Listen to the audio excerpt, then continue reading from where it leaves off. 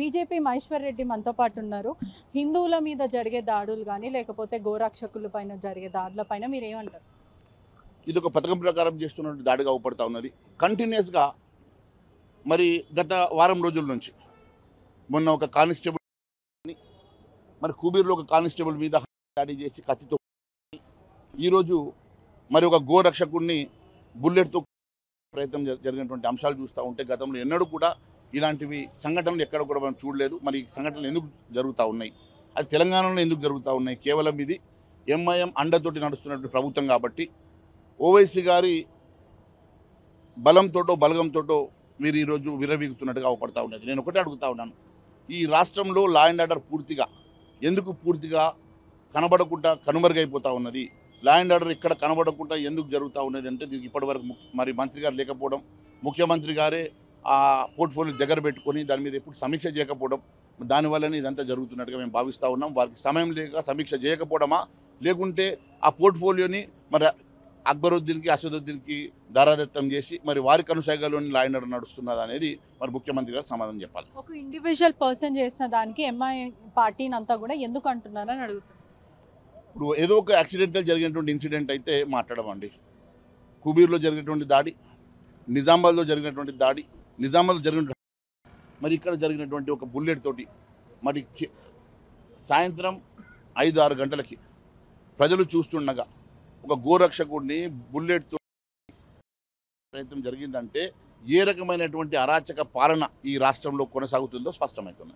మొన్నటికి మొన్న నిజామాబాద్లో జరిగిన ఘటన కూడా, కాల్పుల ఘటన కూడా అందరినీ కలిసివేస్తుంది. ఈ మధ్యకాలంలో హైదరాబాద్లో గన్ కల్చర్ అనేది ఎక్కువగా అయిపోయింది. దాని మీద ఏం చెప్తారు?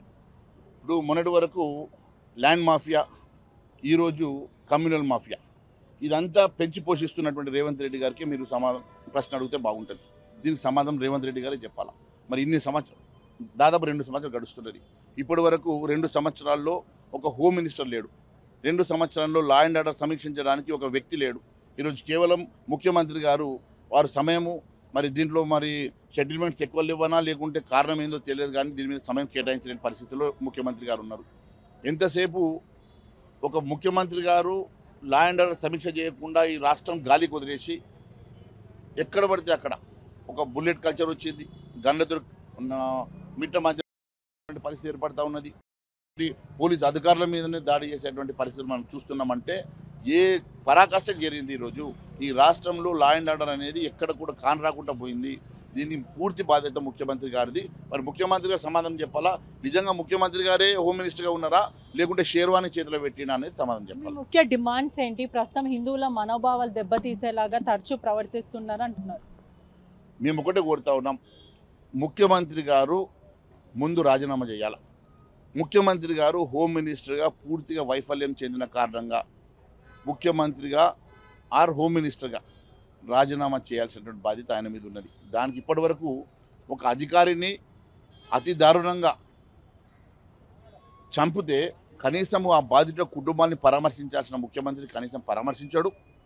అదే ఒక మైనారిటీకి ఏమైనా జరిగితే చిన్న దాడి జరిగినా కూడా హాస్పిటల్ పోయి పరామర్శించేటువంటి ముఖ్యమంత్రి గారు, చిన్న ఇన్సిడెంట్ని కూడా భూతద్దంలో పెట్టేసి హంగామా చేసేటువంటి ముఖ్యమంత్రి గారు, ఒక నిండు ప్రాణం బలికొంటే కూడా కనీసం వారిని పరామర్శించకుండా వారి దగ్గరికి వెళ్ళి చూసి రాకుండా కుటుంబాన్ని పరామర్శించిన ముఖ్యమంత్రి ఈరోజు ఏం సమాధానం చెప్తారో ప్రజలకి వారే తెలియజేయాలని కోరుతా ఉన్నారు. మీరేం చెప్తారు?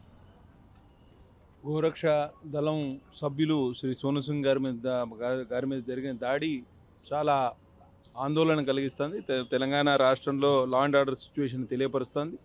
వెంటనే ఈ గోరక్ష దళమే కాకుండా ఈ మల్టిపుల్ ఇష్యూస్ ఏవైతే ఉన్నాయో వాటిని అన్నిటి సార్ట్అవుట్ చేయాలి.